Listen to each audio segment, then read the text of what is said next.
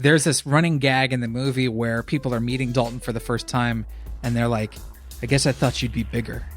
And I'm like, in the like, yeah. Yeah.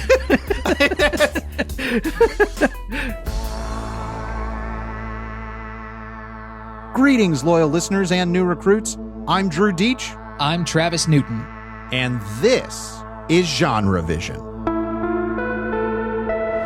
GenreVision is a weekly movie club where we discuss horror films, action movies, fantasy flicks, sci-fi cinema, and more. And we continue our Thanksgiving spread of films with Roadhouse, the 1989 action drama sleaze fest starring Patrick Swayze that Travis and I had never seen before.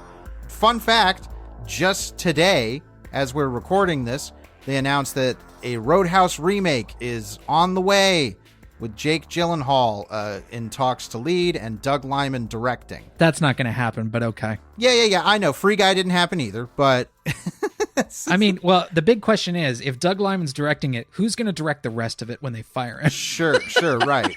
When he goes way over budget and takes too much time or whatever. Yeah, they're going to call up Fede Alvarez and be like, what are you doing? Yeah, you got some time? So the two reasons I wanted to bring up that is, one, we clearly brought that into being by deciding to do Roadhouse and watching it for the first time this week. That's our cosmic powers. And two, thinking about remaking Roadhouse is very interesting to me because after seeing Roadhouse completely blind, I gotta say this movie is so of its era that I think it probably, for better or for worse, belongs there forever. Yeah, and the main thing that defines that is its protagonist. Dalton, played by Patrick Swayze, is the kind of character at its very core that I don't think we can actually really do anymore without heavy use of irony or like grim deconstruction. Right. And neither of those ideas really appeals to me with that character. Well, it doesn't fit. Yeah, I really like this movie being able to approach this frankly ludicrous character with the degree of sincerity it does. And it's kind of one of the things that I think has made Roadhouse, regardless of whether it's a good or bad movie, like last in the popular culture this long. It's a cult film. I think it's fair to call it that because the people who like it really like it. And after seeing it, I get it because the whole basic story is that Patrick Swayze's character, Dalton, who again, that is all we ever learn of his name. He has one name, Dalton, and which is already we're off to okay, this is a cartoon start, which thumbs up from us, but he is the best bouncer who's ever bounced. And No, that's Wade Garrett, but he's getting old. Wade's getting too old. Yeah. So Dalton has taken the crown, but he's an honorable man who would never say that to Wade. As we talk about this, it's like, look, this is the most comic book fucking character, which is part of the reason he's great. What this movie actually constructs in terms of its myth and world building is bizarrely elaborate. So it creates this idea that these clubs and these bars are almost like these feudal houses, and their bouncers are like their knights. They protect and they keep the feudal houses safe from harm. And through their acts, these bouncers become legends and are known throughout bars across the U.S. It's crazy. Well, yeah. Well, we're introduced to this by Kevin Tighe's character, who runs the club, the Double Deuce, comes and sees Dalton do his thing at a bar and wants to hire him. It's I've got this bar. It's a total dive. We're picking up glass and teeth and stuff off the floor every night. It's the kind of place where you sweep up the eyeballs when they close or whatever he says. Right, yes. Sweep up the eyeballs. This movie has some great poetry in it. It does. And so Kevin Tighe wants to hire Dalton to come clean up his bar. That's the movie for the most part. After a while, we get into another element of that, which is that there's a local crime element that Dalton then has to take down. But I genuinely love the incredibly succinct synopsis on IMDb, which is just a tough bouncer is hired to tame a dirty bar. That's it. Yeah. That's what the movie is. And it knows it, and it plays pretty well to those strengths. Part of it being because this is a cartoon. There's no way for me to look at this and not view it in some other cartoon.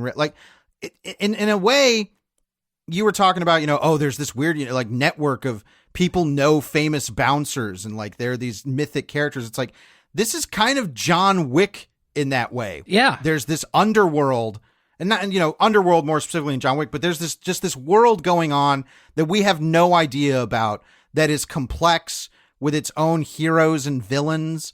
And like, to me, it's like, that's beautifully cartoon.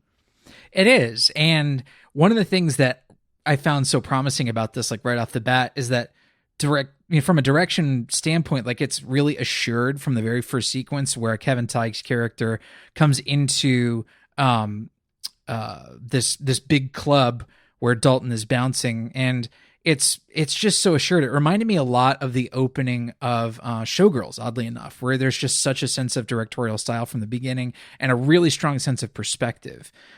This is actually the strongest perspective scene we get for Kevin Feige's character. It makes me actually lament the fact that we don't get much of him in the rest of the movie, because I really quite liked him. And one of the things that actually made me find him kind of endearing is that this sequence where Kevin Feige is kind of like seducing Dalton to come work for him is so homoerotic. I mean, just rippling with homoeroticism. Well, as you will know from listening to, something like our Commando episode, the 80s now have a number of movies where they were made to be ultra machismo. That was their whole thing. They were going, and Roadhouse is doing that in spades. It's trying to be the manliest movie. And in doing so, through the lens of time, they've become really gay. Yeah, they all look like Tom of Finland drawings now. It's crazy. Well, the thing is, this is not a quality descriptor. It's just, this is what they are. Like, I was surprised at how much of Patrick Swayze's butt we saw in this movie, because I'm like, that's kind of rare when I think about 80s movies. I think it's like, oh, it was TNA for the ladies all over in the 80s, but showing off something of the guys, little rarer. And Patrick Swayze is, obviously very often at least shirtless in this, if not completely nude in scenes. And I was like, yeah, so a lot of the macho posturing and all of this, and just the way that they kind of communicate their animosity towards each other, for certain characters. It's like, yeah, it's just this is really gay. And Dalton as a character is like so simple and like uncomplicated and like unadorned that he wouldn't care, or really wouldn't realize that probably. When I hear about like, oh, they're going to remake Roadhouse, I'm like, you can't, it's exactly what you're saying, where it's like, oh, it's going to be kind of a grounded, serious take on, this guy, he used to be a football star, but broke his ankle and had to go into bouncing. I'm like, I don't care. Like, he's just Dalton. That's all he needs to be, is Dalton. Yeah. And he's kind of this like warrior monk, where he's got this very strict philosophy about bouncing. And it turns out he was like a philosophy major. I think he went to NYU and studied philosophy at NYU. So he becomes this like really like Zen dude, like this Buddhist like ass kicker. It is such a strange take.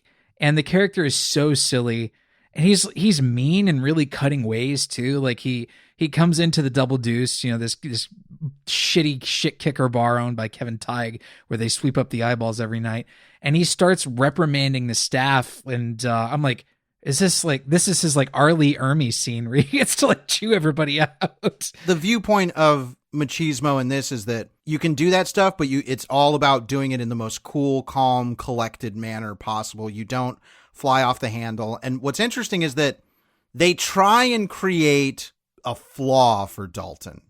And the flaw being, it's one of these, like I said to you when we were watching it, it's like when you go into an interview and they're like, well, what do you think are like your weak points? What's your problems? And it's like, well, I'm too motivated. Yeah. I love too much. Yeah. Yes, exactly. It's like, I'm so motivated at my job that sometimes, it'll be, and that's the kind of thing they do with Dalton, where it's like, he's so good at ass kicking that he might kill somebody. And he doesn't like that. He doesn't want to kill anybody because he's got a tortured backstory where it's like, look, I was in bed with a woman. I didn't know she was married. The guy came home and was going to shoot me. And I, defended myself in the heat of the moment and ended up killing him. And it's like, that's his, that's this weight that's hanging over his head. Yeah, he doesn't want to unleash the beast, Yeah, that's he's like a Mortal Kombat character trying to find his, unleash your animality or something. Well, yeah, that's the wonderful non-flaw here, is that his flaw is that if he lets go, he'll be too good at being a badass. Mm-hmm. That's both uninteresting and kind of endearing. Oh yeah, This whole introductory, this section of the film where like we're meeting the Double Deuce for the first time, we meet this really gnarly cast of characters, some of whom like switch allegiances. It's a lot of I don't know. There's a lot of like these warring feudal houses that sort of like start to change players around and things like that. It's kind of interesting. I'm surprised this isn't more riffing on something like Yojimbo or Fistful of Dollars, which, remake Yojimbo, because that's what this is. This is a cowboy story. This is a samurai story. Just in the world of bar bouncers, which is that specificity is what kind of gives it a lot of its charm. Well, his romantic interest in the movie, the doctor, the emergency room doctor that stitches him up once, asks him like, "Are you the new marshal in town?" Like, very knowing, like, "Oh, are you this archetype?" And the movie's like, "Well, yeah." Of course. Yeah, he is, lady. Those archetypes and those kind of familiar story threads where it's like he comes into town and of course, well, there's a bad element in town. There's some bad hombres, as they would be called, that have rule the town. And it's one particular kind of crime boss. His name is Wesley, played by Ben Gazzara. And he's the kind of villain we can't have anymore because it's like, he's just a guy. He just looks like a dude. Yeah, he's just a rich guy that came in and basically like bought the entire town. Like he spent a whole bunch of money developing Jasper, Missouri, and like now they have a Walmart or whatever. Yeah, but now like when you remake this, they're gonna get somebody, like it'll be William Hurt or somebody like that, and it's like no, it's like. Oh, it's come just on! This It'll guy. be Stephen. It'll be Stephen Lang. We all know Stephen Lang.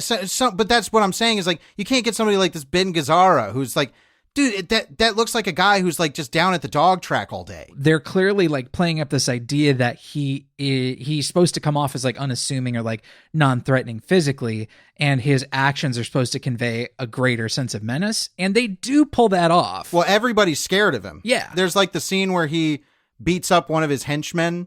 Oh, he punches him a whole, like, he punches him, he's like, no, I'm sorry, okay, it's gonna be fine. Boom, punches him again. And in that moment, I was laughing, but the movie has a sinister music sting at that moment, like, oh, he punched him twice.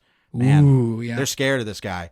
And so that becomes what the eventual plot is that Dalton is not going to bend the knee to Wesley, and Wesley goes about kind of terrorizing town. There's like a general store that's run by this older guy, Red, who is the father of our love interest, who I'm looking at IMDb, and so I don't know if they ever said her name, but she's just credited as Doc. The woman her name is Elizabeth. Okay, all right. They do say her name because she's just credited as Doc, which I like more. I think her name is Elizabeth Clay. That's what I'm seeing on the Wikipedia page. But I mean, Doc is, it feels better because honestly, I don't remember them saying her name at all ever in the movie. He just calls her Doc. There's something I really like about the romance in this movie, and it's that it doesn't work at all. Like it really does not work as a legitimate, like these two characters fall in love, but as a piece of like 80s sleazy, like tawdriness, it's perfect. Yeah, and here's the thing, like this movie at its running time of 114 minutes, so it's just shy of 2 hours, feels leisurely in its pacing, but I never found it boring. And it spends quite a lot of screen time really focusing on the romance as like one of the major plot threads. Like it devotes quite a lot of time to just developing that. And so you'd think, like, if this romance doesn't work, would this movie just be a drag and be boring? And it isn't, for exactly the reasons you described. It works as like a slice of 80s tawdriness. I enjoyed it. It's never more than the sum of its parts, I don't think. But as, for what it is as like an 80s cult movie, like it's honestly way more decent than I thought it would be. And it's got way more polish than I thought it would have. I didn't really know who Rowdy Harrington was as a director But you know, he was an electrician on Humanoids from the Deep back in 1980. So he has at least some, you know, sense of like what trash is. And he got a nomination for a Razzie on this one. I can't for the life of me figure out why. Like, this movie's pretty well directed. It also looks really good. Dean Cundy shot it. Well, yeah, you know, shot by Dean. This isn't a bad looking movie at all. And I'm not gonna try and pick apart the brains of the idiot medveds who did the Razzies. Yeah, the Razzies are stupid. Yes, but I think the thing is that Roadhouse is a dumb movie, but it's okay being a dumb movie. Like, I don't think its aspirations are not higher than what you see on the screen. Mm-hmm. Like it's really not trying to be, you know, an Oscar-worthy movie about bouncer wars. Like, and like, you know, because eventually what happens is the element into, you know, the Dalton has been bouncing and running the things at the Double Deuce, and it's like, oh, renovations are happening now. You know, the place is looking nicer. The clientele is getting, you know, better. And now is when Wesley comes in. Wesley's like, oh, well, you know, now this place is making money. I want my cut. Or, you know, he tries to bribe Dalton to come work for him.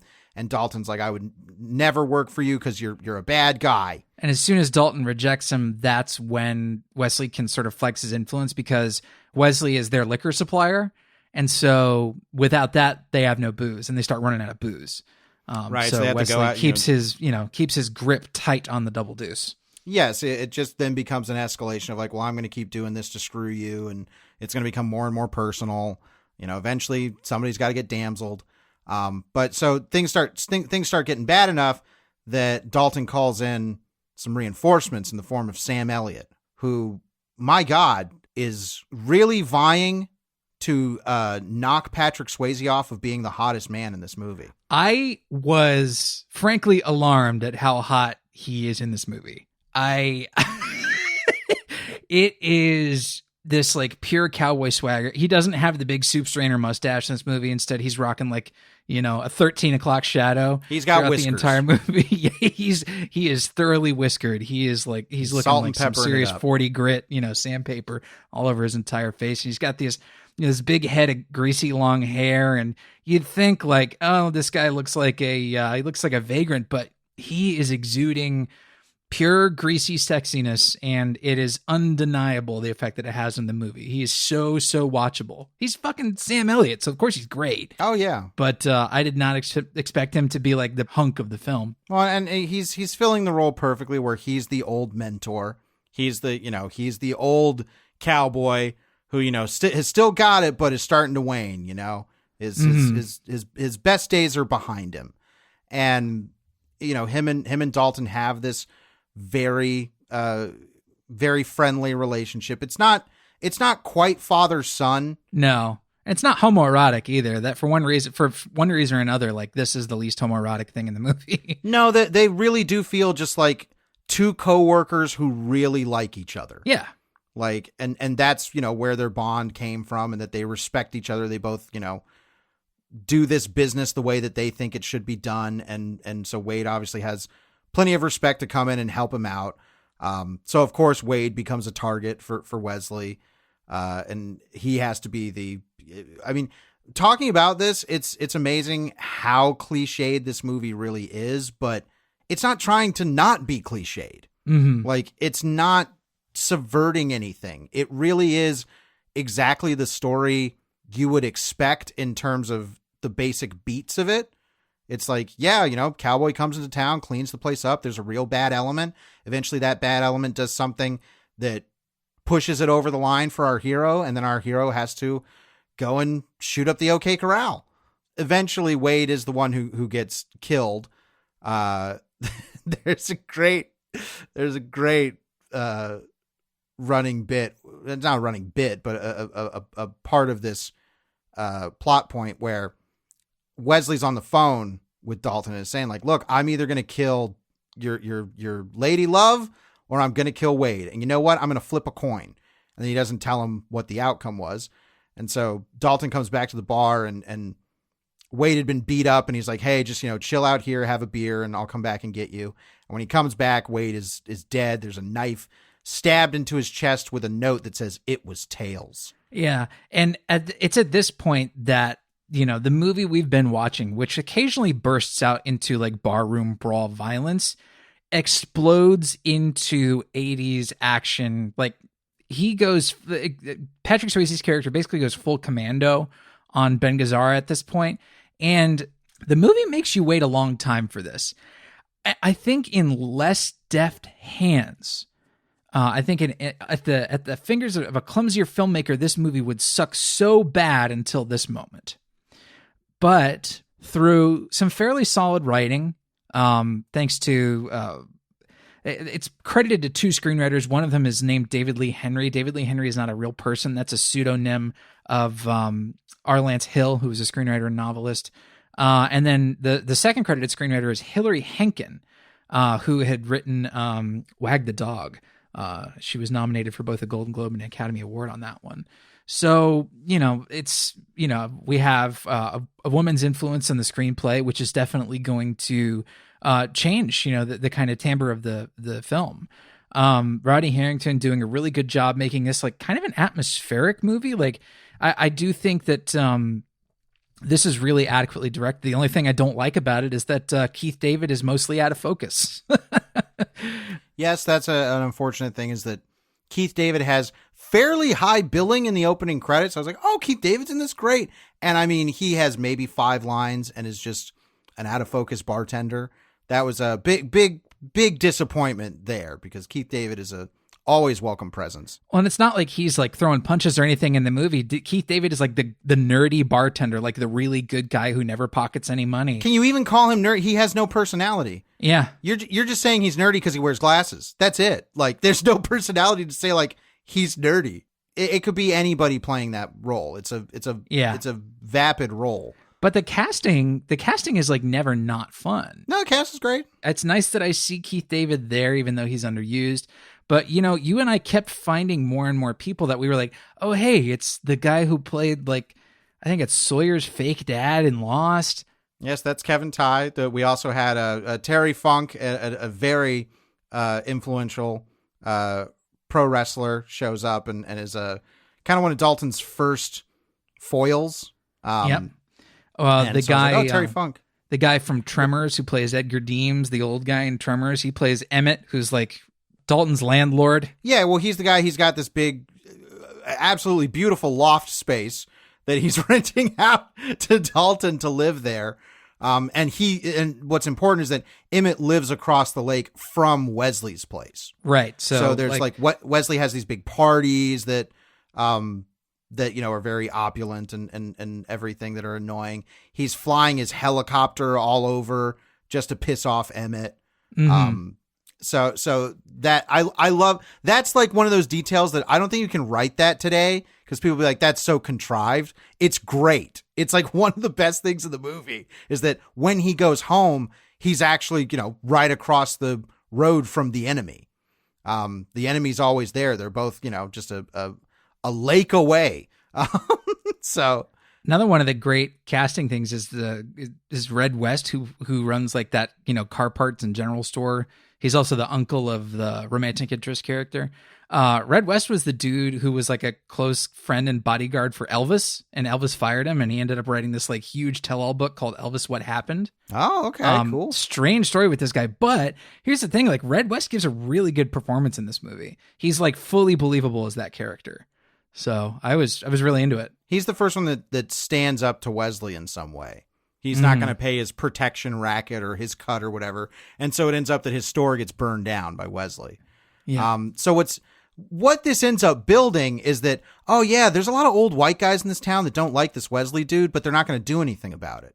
Right. They're all too, freaked out. Yeah. They're too scared. They're too worried about the repercussions. But this Dalton guy comes in and he's got no problem, going there when it's appropriate, because that's part of his setup as a character, is like the line that I think is probably known from this is him talking. He's like, I want you to be nice until it's time not to be nice. And that's his whole character. That's his arc through the movie, is that he's going to say his mind. He's not going to put his head down and, take the licks or anything, but he's going to play everything solid until they initiate, the first attack. So like there's this great hench guy in this movie, by the way. Oh yeah. This movie has the gangsters down pat, like the thugs and the gangsters and the barroom brawlers. Like, this movie's got them. Well, they look. What's good? I mean, this is credit to the casting. They look distinct. They don't just look like, all the faceless whoever people who are in like the John Wick movies, right? All the stunt guys behind beards and stuff like that. Like, they're really distinct faces. They're performers. So there's a great fight by the lake. And this is, when Dalton, they've pushed him too far. And of course they have just an absolute ridiculous, like they live length fight where it's like nobody would be standing up at this point, which makes it great. And they're punching each other. And eventually, Dalton's not going to kill the guy, but I think the guy pulls a knife on him. Or no, he pulls a gun. He pulls the gun on him. Yeah. And because that's, making Dalton flashback about the other guy he killed. And so he fights him and he grabs his throat and he rips his throat out. And immediately, I mean, it's awesome, but immediately I'm like, oh, this is what MacGruber was parodying.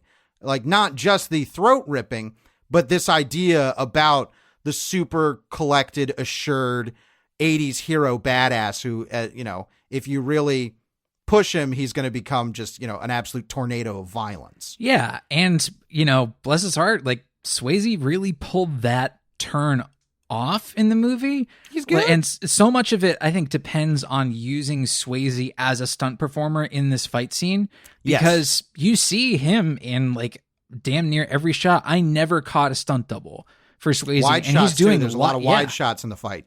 Yeah, and I never once caught where they were trying to swap Swayze out, and it would have been really difficult to do it because Swayze had such a particular build, and we see a lot of Swayze shirtless in this movie before that, so I think we would have instantly known if it was like some other guy standing in there for him. And so him doing all of this like fight choreography where there's lots of throwing and stuff like that, it's like, I'm sure they both like beat the shit out of each other, and it sucked real bad, but it makes the scene so good. I mean, it's such a good fight, and I really like the way they stage it. It is like perfect for what I think this movie was trying to do.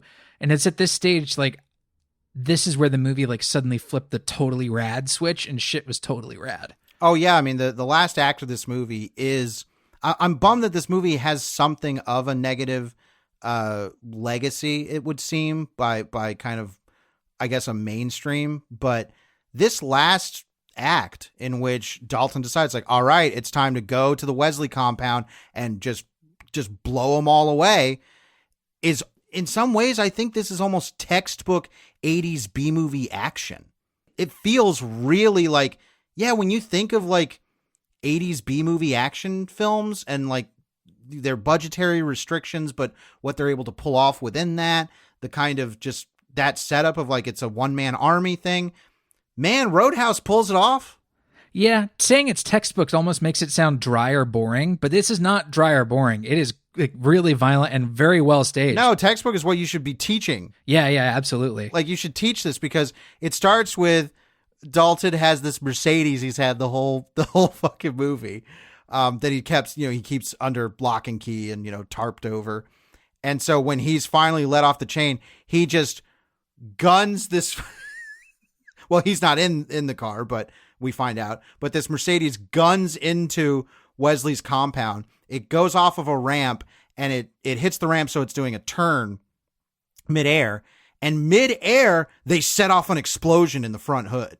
Like, and it looks awesome. Oh yeah. And the guys, like the goons on the front lawn are like filling the car full of lead, and like mid flip the car explodes, and it's incredible. And they get the perfect shot of it, and it's clear that they had like one chance to get that right. And it looks unfucking believable.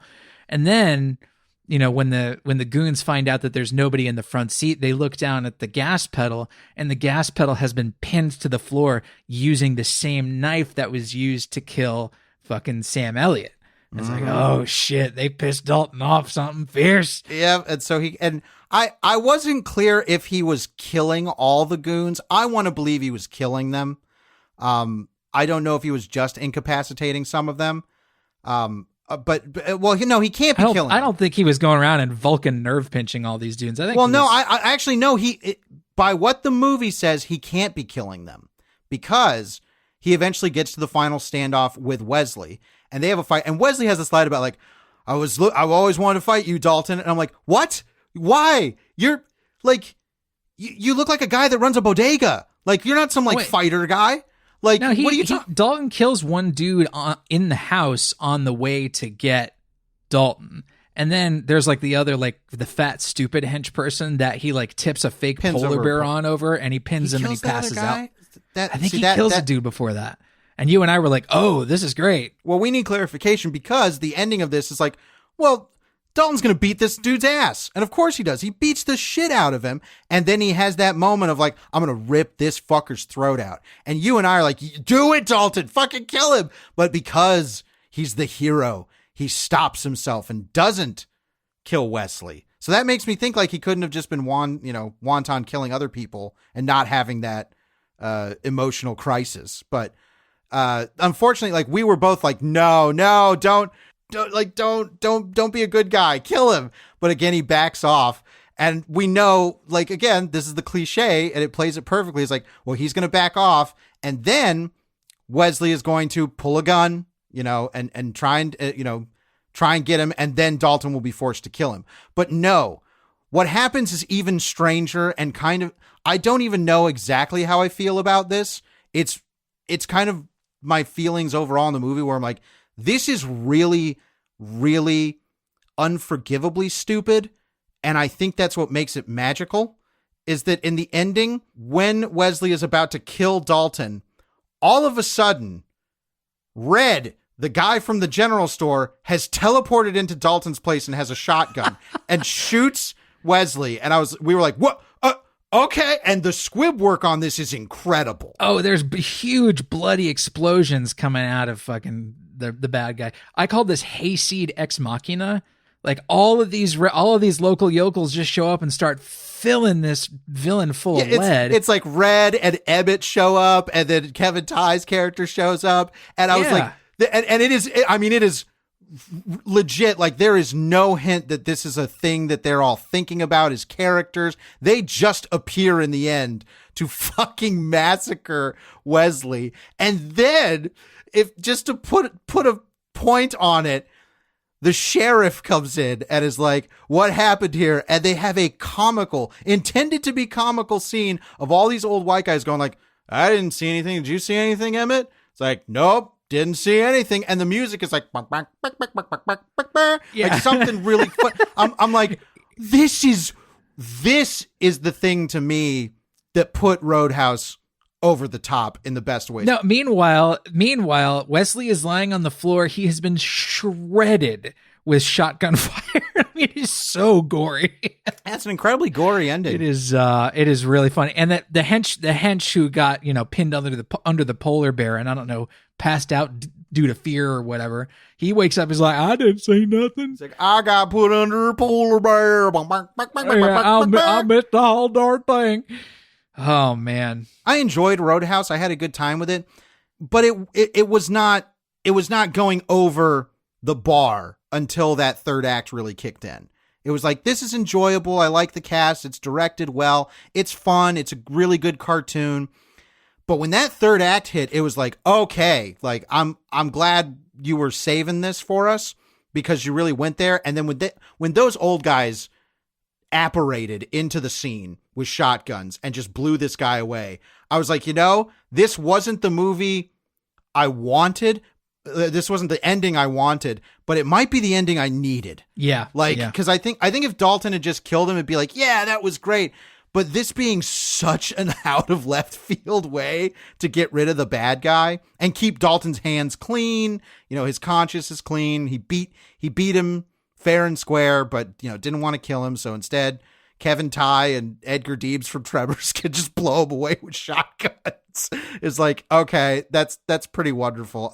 Roadhouse was a real good time. I thoroughly enjoyed it. Yeah, it's not a great movie, but it is a real good time. You say it's not a great movie, and I totally agree with you.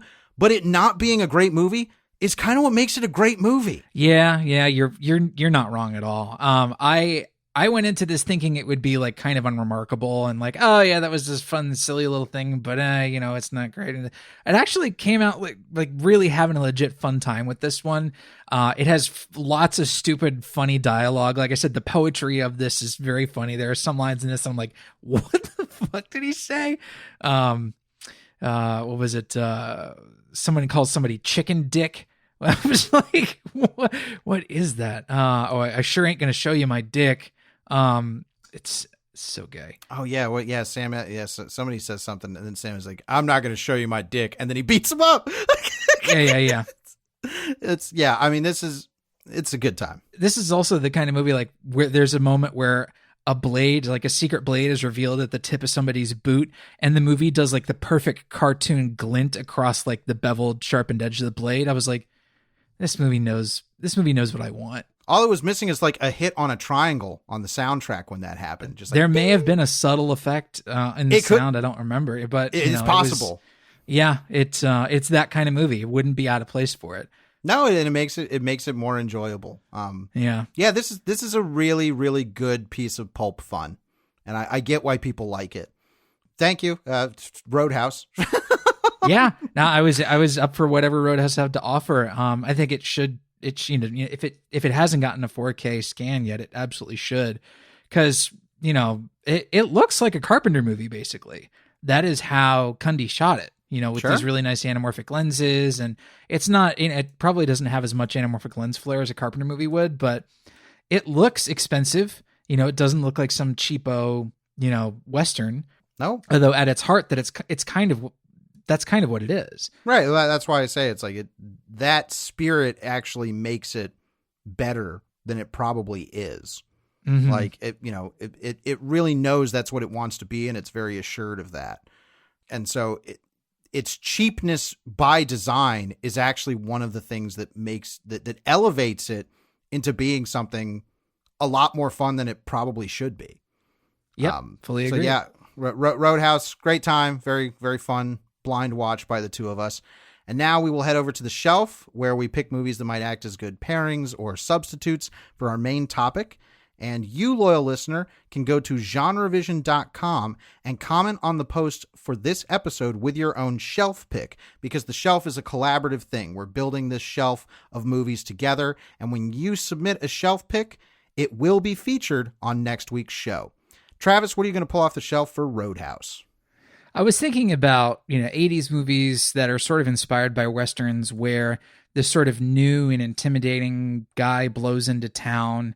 And I was thinking, like, if there is a sort of dark mirror opposite, a sort of like Spock has a beard version of this movie, it's probably The Guest, directed by Adam Wingard and starring Dan Stevens and Micah Monroe. You have this mysterious man that blows into town and, sort of embeds himself with a family, and he's here to help, ma'am. And I thought, there's sort of, this smoldering sexuality about David, I guess he is the main character of The Guest, that echoes a little bit of what's going on with Dalton. He is oddly good at the whole violent aspect of it, but that turns out there are some sci-fi aspects to the movie that get to later with Lance Reddick's character that explains a lot about that. But this is a less sleazy take, but a more knowing adoption of certain pastiche elements, and they all work together in concert. Yeah, it has a great attitude, like fantastic soundtrack, one of the best soundtracks of movie, like any movie in this decade. Oh yeah, I would say The Guest is more refined, but it's also more genre. Mm-hmm, like it is. Like Roadhouse is kind of, I wouldn't say it's disguising its genre elements, but it's definitely wearing different costumes, so you don't look at it and be like, oh wait, they're just cowboys, right? Like it's like it's very clear what it is from the get-go, and I'm not saying they're ashamed of that, but The Guest, and this is part of the reason I like Simon Barrett as a writer, is that his movies, for the most part, are never afraid to embrace their genre. And The Guest, what's interesting is The Guest kind of plays, it's like, it's much more streamlined and kind of cool and accessible at first. There's this mystery, like, who is this guy? But you can kind of show it off to anybody. Like, at first, it's a movie that, like, yeah, your parents could probably jive with it at first, But then when it really decides, it's like, all right, burst the doors open. We're going full wacko genre to the point where, yeah, we're going to have him stalking people in a Halloween maze. Yeah. Like, it's like, by the end of okay. the movie, he's a horror movie villain. He is the Terminator. Right. Exactly. He's Michael Myers. Like, yeah. Yes. The Guest is an absolute blast. And one of the nicher classics of the last decade. For sure. What are you pulling off the shelf, my friend? Well, that third act of Roadhouse just got me so pumped and loving over-the-top action that I couldn't help but think about a movie we did on this very show, John Woo's Hard Target. Just listen to the pleasure in Travis's voice, because it's correct. Like, Hard Target is a joy of an experience. Like, maybe now after we saw it, it might be like one of my favorite action movies of all time. Like, it's way up there. It's so fun. It's a total joy. Why this movie has gotten the short shrift for so long, I'll never know. We think this is a really great movie. Even the people who are involved with it have sort of like discounted how good it is. Van Damme wasn't a big fan of it. John Woo doesn't talk about it much. Sam Raimi certainly doesn't talk about it at all.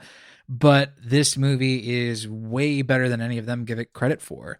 It is just incredible fun. If you ever want to see Arnold Vosloo do anything, aside from be the mummy in the Brendan Fraser mummy movies, like, this is definitely the movie to see. It's like, okay, Vosloo can be like a really incredible henchman.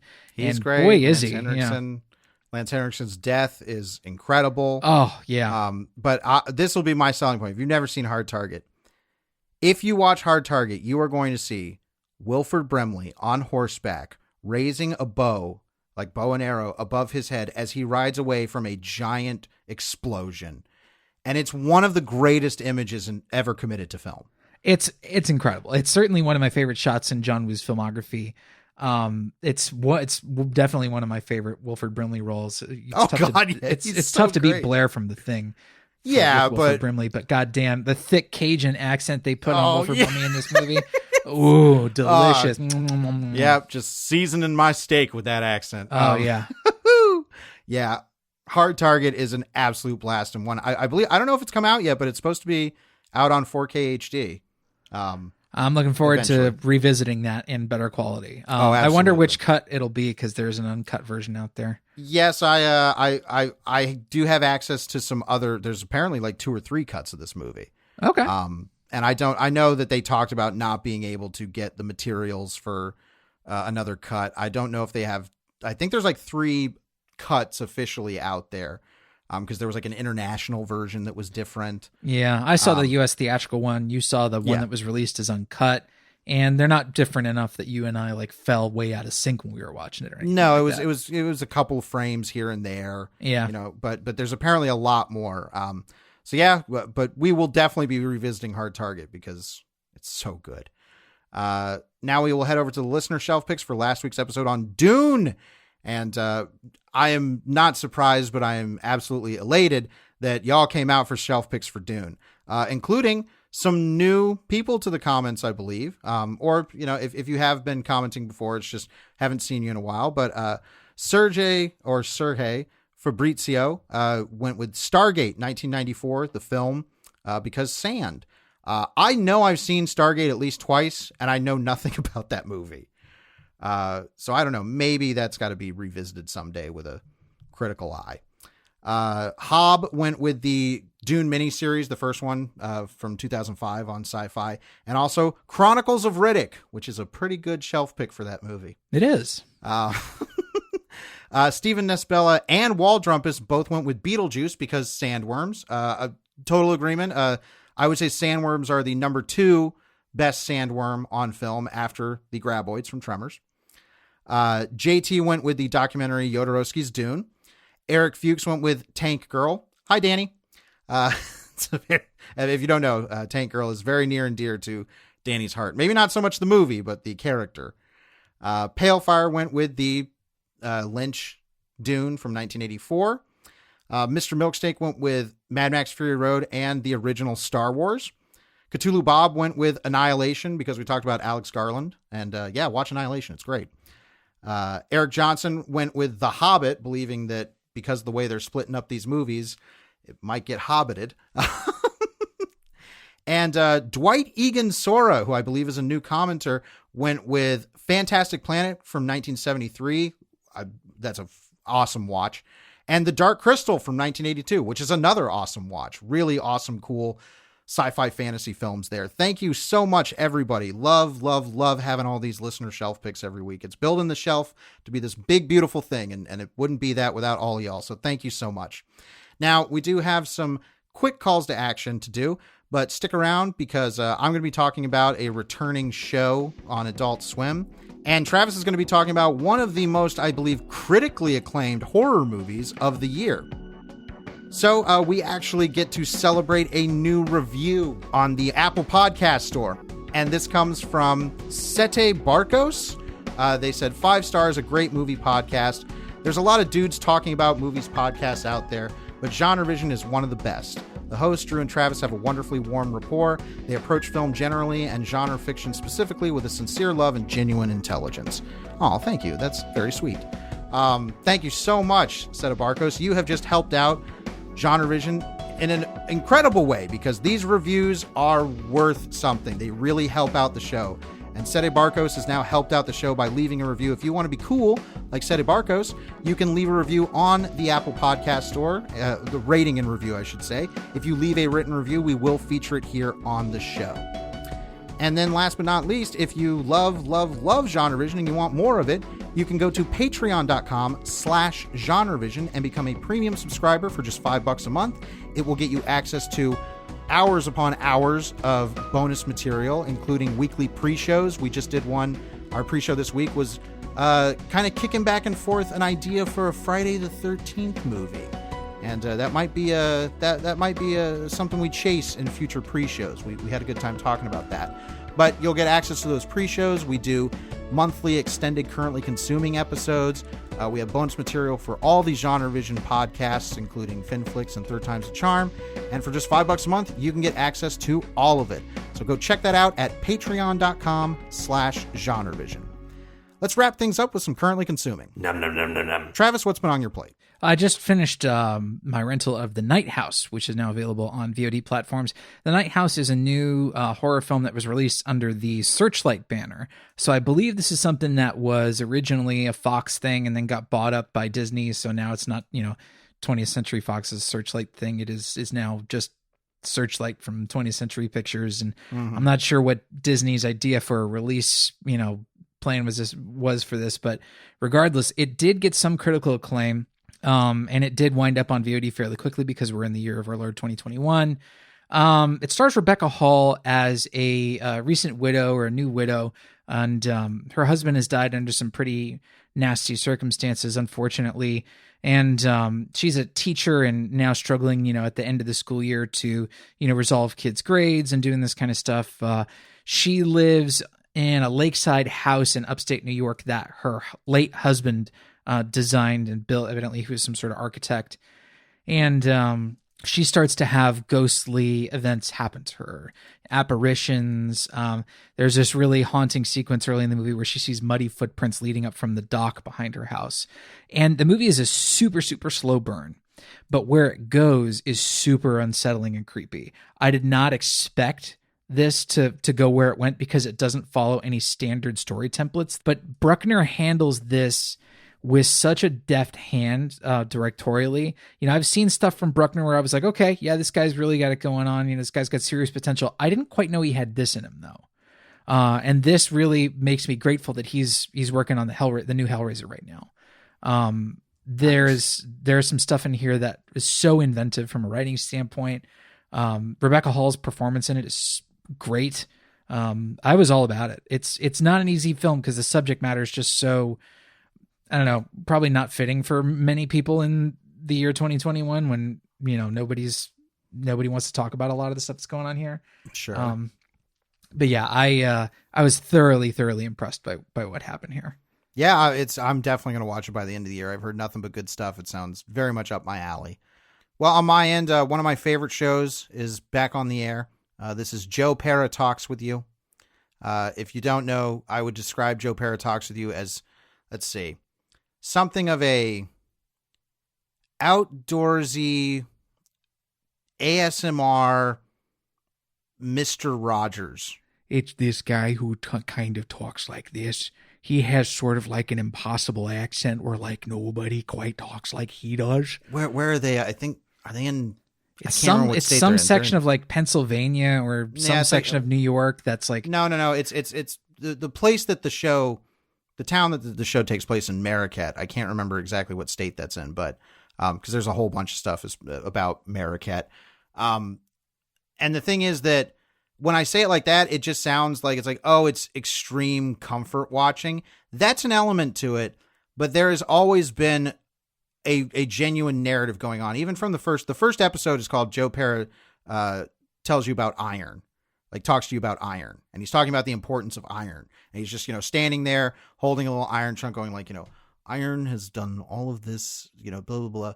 And then all of a sudden his new neighbors just interrupt him. And they're like this very kind of boorish, sort of rednecky. They have really loud kids and stuff.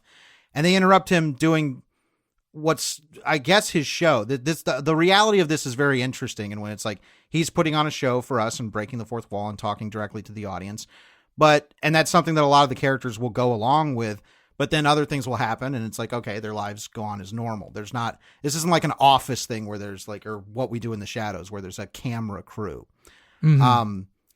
And that what the show is kind of really about is it's an extremely positive show, which is one of the reasons I like it. It is always kind of tempering the darkness of life with, savoring the good things. And sometimes the good things is just a nice hot yam that you warmed in the fireplace. It's one of the nicest shows on television. Well, yes. The thing is that the second season dealt with a pretty heavy storyline.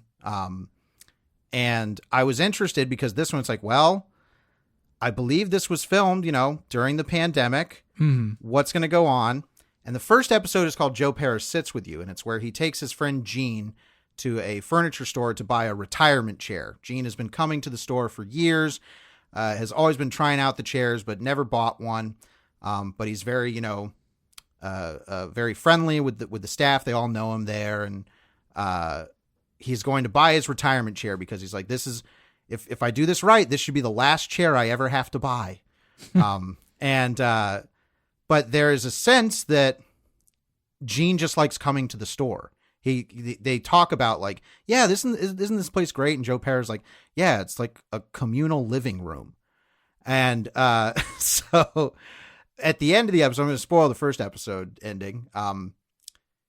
Gene is seen in the background kind of talking to some other customers that show up, and he's telling them like, oh yeah, sit in this one, like press the buttons, it does this, it has a massager, and it'll just feel great. And Joe goes over to the manager, is like, hey, could he like work here like 2 or 3 days a week? And the manager goes, well, it's 2018 and the economy is booming. So oh my God. And he's like, so I don't see why we couldn't do that. It got the biggest laugh out of me. But there's already a character in, I won't spoil it because I really recommend the show. I really like this show.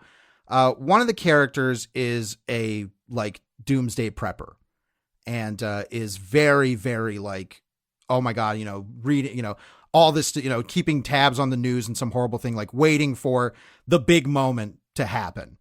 And the second episode of this new season is this person going like, hey, like something's happening. Like we get your bug out bag. We have to go out in the woods.